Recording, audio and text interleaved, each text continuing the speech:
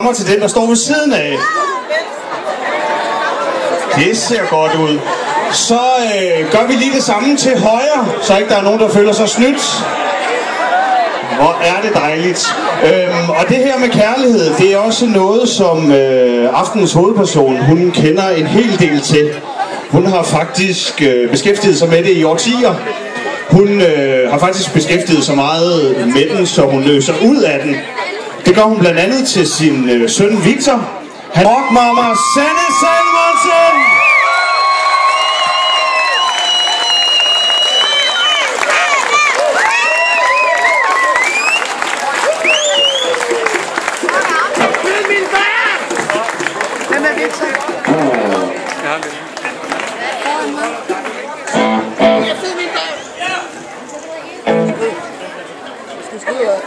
Ej, til solbrillerne, så jeg kunne se dine smukke øjne.